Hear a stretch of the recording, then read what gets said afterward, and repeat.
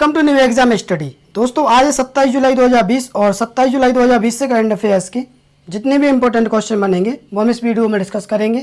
तो दोस्तों वीडियो को लास्ट तक जरूर देखिए क्योंकि हम आपसे लास्ट में एक क्वेश्चन पूछेंगे, उसका आंसर आप कमेंट बॉक्स में देना है। और वीडियो अच्छा लगे तो लाइक और शेयर भी कीजिए, हमारे चैनल को सब्सक्राइब कीजिए, बेल आइकन पर प्रेस कीजिए जिससे कि आपको डेली का करंट मिलता रहे। तो चलते हैं आज के करंट अफेयर्स पर। हाल ही में कारगिल विजय दिवस कब मनाया गया? तो ये मनाया गया कब? 26 जुलाई को। कारगिल विजय दिवस कब मनाया गया? ये मनाया गया 26 जुलाई को।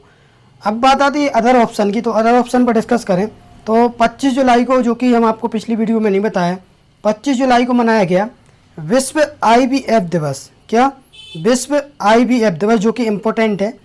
और ये क्यों मनाया जाता है? यह बांझपन के उपचार में इन विट्रो फर्टिलाइजेशन, IVF का जो फुल फॉर्म है वो है इन विट्रो फर्टिलाइजेशन तकनीक के सार और महत्व का प्रतीक है। 39 वर्ष पहले विश्व को अपने पहला टेस्ट ट्यूब बेबी से मिला था जब लुइस ब्राउन का जन्म बॉर्न हॉल में IVF तकनीक के जरिए हुआ था। इस दिन विश्व में पहले IVF बच्चे के जन्म के बाद विश्व IVF दिवस घोषित किया गया था। अब बात आती है इम्पोर्टेंट डे की, तो जुलाई में जितने भी इम्पोर्टेंट डे मनाए गए हैं उनका हम सीक्वेंस में रिवीजन कर लेते हैं। 1 जुलाई को मनाया गया था राष्ट्रीय डाक कर्मचारी दिवस। 2 जुलाई को मनाया गया था विश्व खेल पत्रकार दिवस। 4 जुलाई को मनाया गया था अंतर्राष्ट्रीय सहकारिता दिवस। 6 जुलाई को मनाया गया था विश्व जूनोसिस दिवस। 7 जुलाई को मनाया गया था विश्व चॉकलेट दिवस। 8 जुलाई को कोई डे नहीं मनाया गया। 11 जुलाई को मनाया गया था विश्व जनसंख्या दिवस। और इस बार की जो थीम थी विश्व जनसंख्या दिवस थी वो थी महामारी के बीच महिला और लड़कियों के स्वास्थ्य और अधिकारों की रक्षा कैसे करें। और 12 जुलाई को मनाया गया था विश्व मलाला दिवस। 15 जुलाई को मनाया गया था विश्व कौशल युवा दिवस। और इस बार की जो कौशल युवा दिवस की थीम थी वो थी स्किल्स फॉर अ रेसिलिएंट यूथ। और 17 जुलाई को मनाया गया अंतर्राष्ट्रीय अपराध दिवस। 18 जुलाई को मनाया गया अंतर्राष्ट्रीय नेल्सन मंडेला दिवस। और जो पहला मनाया गया था वो मनाया गया था 18 जुलाई 2010 को अंतर्राष्ट्रीय नेल्सन मंडेला दिवस। और 20 जुलाई को मनाया गया विश्व शतरंज दिवस, जो भी इम्पोर्टेंट है। और 23 जुलाई को मनाया गया राष्ट्रीय प्रसारण दिवस या नेशनल ब्रॉडकास्टिंग डे, या इसे। और 22 जुलाई को मनाया गया था पाई एप्रोक्सीमेशन डे। 25 जुलाई को मनाया गया विश्व IVF दिवस। और 26 जुलाई को मनाया गया कारगिल विजय दिवस। तो दोस्तों ये रहा इम्पोर्टेंट डे। क्वेश्चन नंबर 1 से इतनी जानकारी मिलती है। चलते हैं अगले क्वेश्चन पर। हाल ही में आई रिपोर्ट के अनुसार भारत का मातृ मृत्यु अनुपात कितने प्रतिशत कम हुआ है? तो ये कितने प्रतिशत कम हुआ? ये हुआ 7.4%।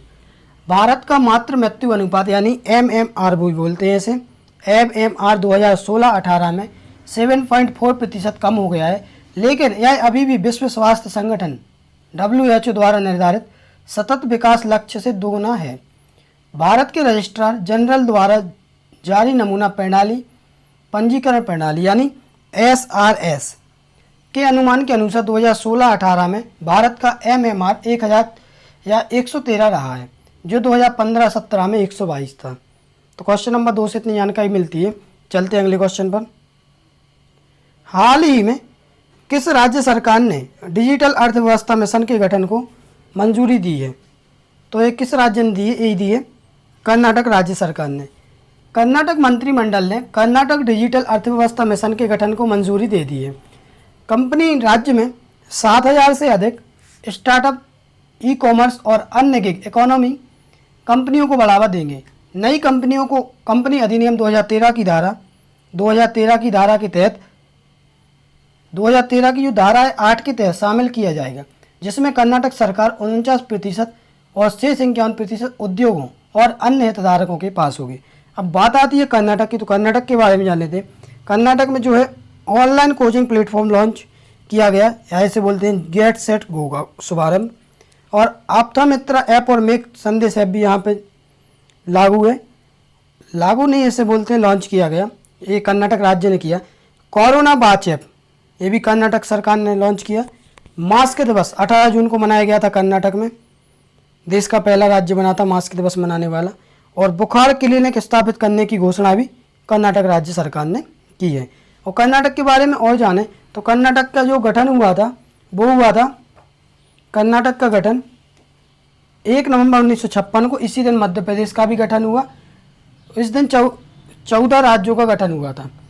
राजधानी है बेंगलुरु। मुख्यमंत्री यहाँ के BS येदियुरप्पा। राज्यपाल हैं वाजूभाई वाला। मुख्य न्यायाधीश अभय श्रीनिवास। लोकसभा सीटें 28, राज्यसभा सीटें 12, विधानसभा सीटें 225। यहाँ पर विधान परिषद भी है, वो है 75 सीटें। और यहाँ पर जिलों की संख्या है वो है 30। जिलों से भी क्वेश्चन बनते हैं, तो जिलों की संख्या भी आप नोट करते जाइए साथ साथ। क्वेश्चन नंबर 3 से इतनी जानकारी मिलती है। चलते हैं अगले क्वेश्चन पर। हाल ही में कोविड-19 लॉ लैब किसके द्वारा शुरू की गई? तो ये किसके द्वारा शुरू की गई? ये की गई है WHO और UNDP के द्वारा, यानी 1 और 2 दोनों के द्वारा। हाल ही में एक कोविड-19 लॉ लैब पहल शुरू की गई है। यह राज्यों के 190 से कितने 190 से अधिक देशों से कानून दस्तावेजों को इकट्ठा करता है और राज्य को महामारी का प्रबंधन करने के लिए मजबूत कानूनी ढांचे को स्थापित करने और लागू करने में मदद करता है। इसका लक्ष्य यह सुनिश्चित करना है कि कानून व्यक्तियों और समुदाय के स्वास्थ्य और भलाई की रक्षा कैसे करें। नई लैब www.covidlawlab.org पर UNDP और WHO की संयुक्त परियोजना है। अब बात आती है WHO की, तो WHO के बारे में जान लेते हैं। WHO का फुल फॉर्म है वर्ल्ड हेल्थ ऑर्गेनाइजेशन। इसकी स्थापना हुई थी 7 अप्रैल 1948 को। मुख्यालय जेनेवा स्विट्जरलैंड में। महानिदेशक इनके टेड्रोस एडहानम और उप महानिदेशक है सौम्या स्वामीनाथन। तो दोस्तों क्वेश्चन नंबर 4 से इतनी जानकारी मिलती है। चलते हैं अगले क्वेश्चन पर। हाल ही में भारत की पहली शहद परीक्षण प्रयोगशाला कहाँ स्थापित की गई है? तो ये कहाँ की गई है? ये की गई है आनंद में। आनंद कहाँ है? आनंद है गुजरात में। गुजरात में आनंद जिले में राष्ट्रीय डेयरी विकास बोर्ड में भारत की पहली शहद परीक्षण प्रयोगशाला स्थापित की गई है। नई प्रयोगशाला खाद्य सुरक्षा नियामक FSSAI द्वारा निर्दिष्ट मानदंडों के अनुसार शहद का परीक्षण करेगी। शहद की शुद्धता, मिलावट, रासायनिक पदार्थों, अवशेषों, भारी धातुओं या एंटीबॉडी की जांच की जा सकती है। उच्च गुणवत्ता शहद निर्यात को बढ़ावा देगा और किसानों को बेहतर दर को सुनिश्चित करेगा। अब बात आती है गुजरात की, तो गुजरात के बारे में जान लेते हैं।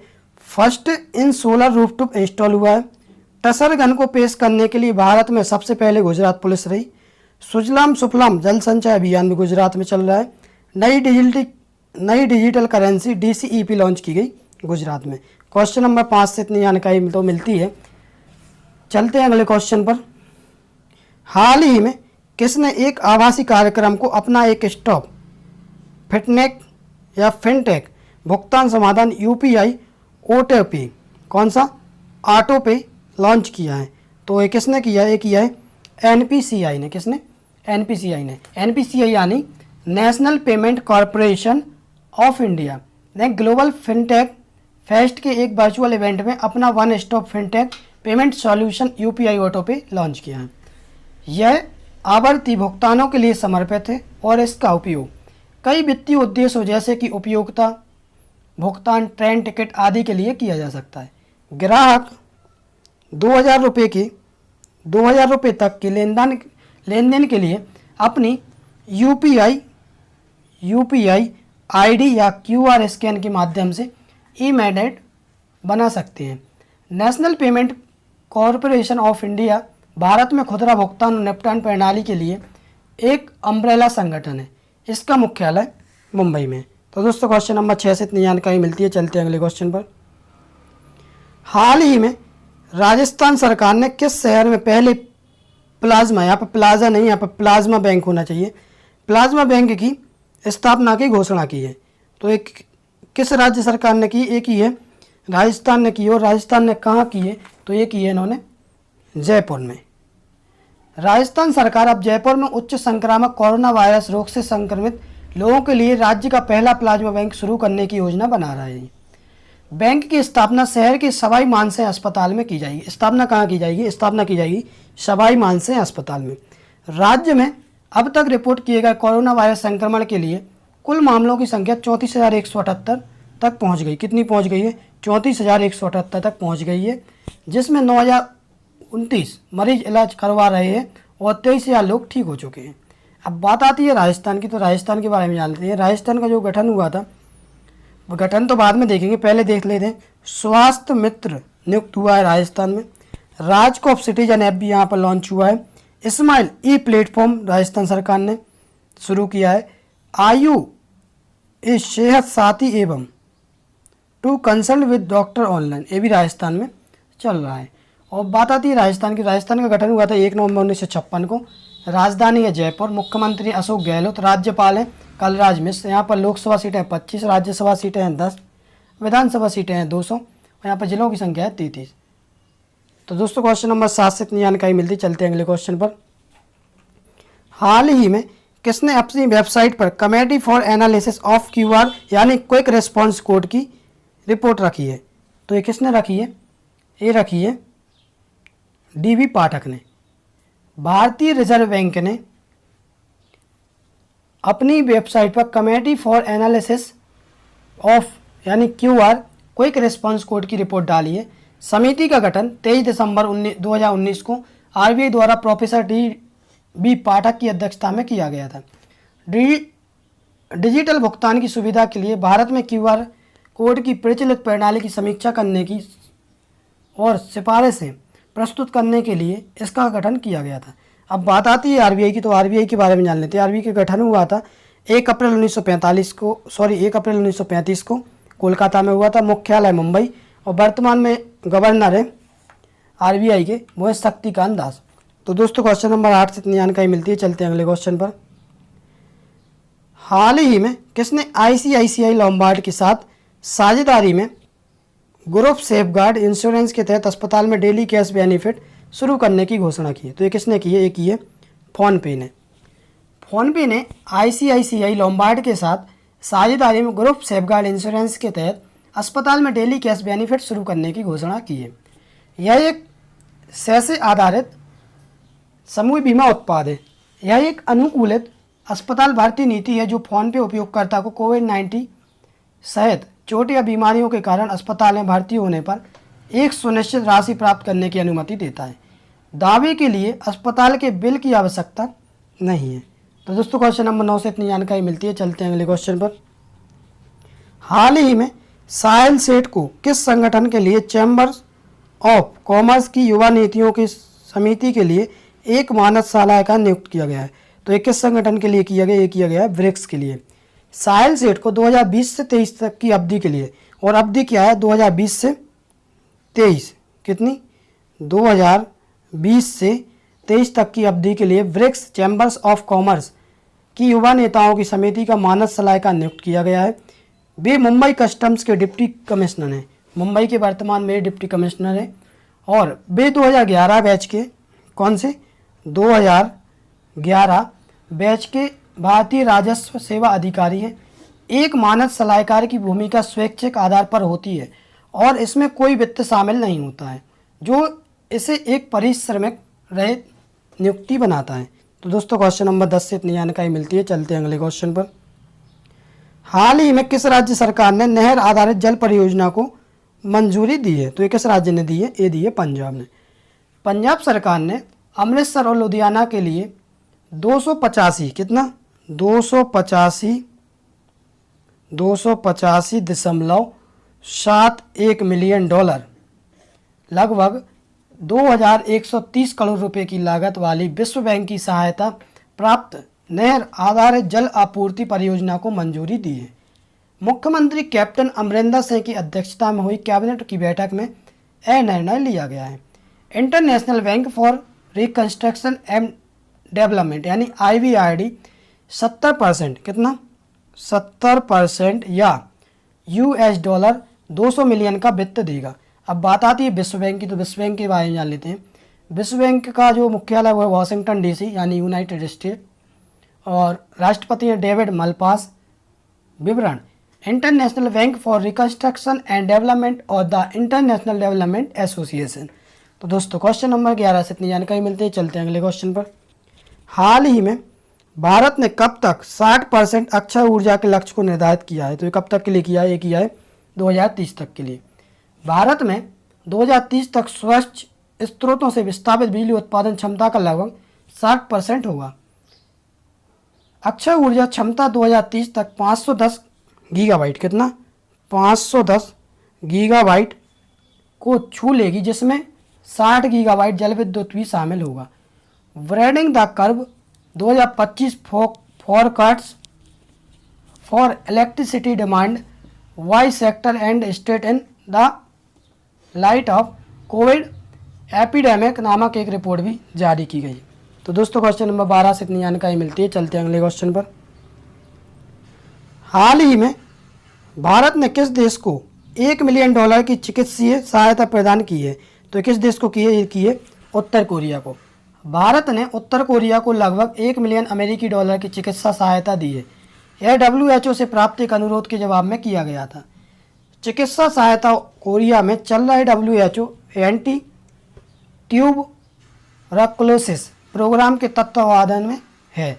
WHO के प्रतिनिधि की उपस्थिति में कोरिया में भारतीय राजदूत अतुल मल्हारी गोत्सुर्वे द्वारा दवाओं की खेप कोरिया अधिकारियों को सौंप दी गई है। उत्तर कोरिया की राजधानी है प्योंगयांग, मुद्रा है उत्तर कोरियाई वन। तो दोस्तों क्वेश्चन नंबर 13 से इतनी जानकारी मिलती है। चलते हैं अगले क्वेश्चन पर। हाल ही में किस बैंक ने अपने सभी ग्राहकों के लिए Insta click saving account launch किया है? तो ये किस बैंक के लिए किया है? ये किया है बैंक ऑफ बड़ौदा के लिए। बैंक ऑफ बड़ौदा ने अपने सभी ग्राहकों के लिए एक डिजिटल सेल्फ असिस्टेड ऑनलाइन बचत खाता Insta click saving account launch किया है। बैंक का इंस्टा क्लिक बचत खाता ग्राहकों के लिए घर से प्राप्त करने योग्य डिजिटल पेशकश करेगा। यह खाता ग्राहक के डिजिटल KYC और आधार आधारित OTP प्रमाणीकरण के रूप में उपयोग करेगा। अब बात आती है बैंक ऑफ बड़ौदा की। तो बैंक ऑफ बड़ौदा का जो मुख्यालय वो अलकापुरी बड़ौदा में स्थापना हुई थी 20 जुलाई 1908 को। चलते हैं अगले क्वेश्चन पर, लास्ट क्वेश्चन पर। हाल ही में विश्व लीग फोरम में किसे शामिल किया गया है? तो किसे किया गया है? ये किया गया है इंडियन सुपर लीग यानी WLF वर्ल्ड लीग्स फोरम में शामिल किया गया है। यह पेशेवर फुटबॉल लीग का संघ है जिसमें प्रीमियर लीग, ला लीगा और बुंडेसलीगा शामिल है। यह WLF में शामिल होने वाला दक्षिण अफ्रीका का 7वां और देश का पहला एशिया का पहला लीग बन गया है। वर्तमान में WLF के 5 महाद्वीपों के सदस्य हैं जो विश्व भर में करीब 1200 क्लबों का प्रतिनिधित्व करते हैं। तो दोस्तों ये रहा 15 नंबर क्वेश्चन जितनी जानकारी मिलती है, वही रहा आज का करंट अफेयर्स। चलते हैं, कल हमने आपको एक क्वेश्चन दिया था उसका आंसर देख लेते हैं।